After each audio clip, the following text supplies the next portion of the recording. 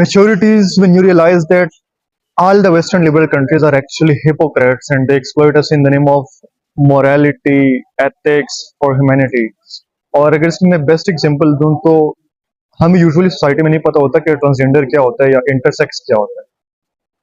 तो इंटरसेक्स वो होते हैं कि जैसे बाय नेचर कोई अम, ना वो मेल बने ना वो फीमेल बने, बल्कि बायोलॉजिकली जीन्स के डिसऑर्डर्स की वजह से वो एक दरमियाना बन जाता है। और ट्रांसजेंडर वो होता है कि जो अपनी मर्जी के मुताबिक वो कहते हैं कि नहीं अब मैंने फीमेल बनना है, अब मैंने मेल बनना है, वो होता है ट्रांसजेंडर।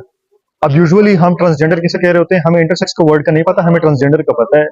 हम ट्रांसजेंडर बाय नेचर वाले को कह रहे होते हैं। तो ये जब आते हैं वेस्टर्न कंट्रीज के और हमें कहते हैं कि ट्रांसजेंडर राइट्स होने चाहिए या नहीं, तो मेरे तरह एक आम इंसान जो दर्द दिल रखता है वो कहता है कि हाँ क्यों नहीं, इंसानियत की ही भला होनी चाहिए, और तो ट्रांसजेंडर के राइट्स भी होने चाहिए।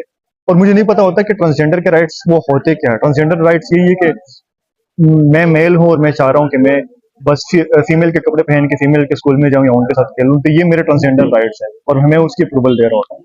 या फिर एक फीमेल है और वो कहती है कि नहीं मुझे अब मर्दानगी फील हो रही है, तो मैं मर्द बन जाती हूँ कुछ टाइम के लिए, मैंने मर्दों के साथ खेलने और फिर आके मैं लड़की बन जाती हूँ। ये होते हैं ट्रांसजेंडर राइट्स, जबकि असल में इनको जो एडुकेशन करनी चाहिए वो असल में इंटरसेक्स राइट्स की करनी चाहिए। और हमें भी इनके साथ सिर्फ इसी चीज पर एग्री करना चाहिए कि इंटरसेक्स राइट्स होने चाहिए जो कि बाय नेचर हो रहे हैं, और उनके साथ जो जुल्म ज्यादतियां हो रही है वो नहीं होनी चाहिए।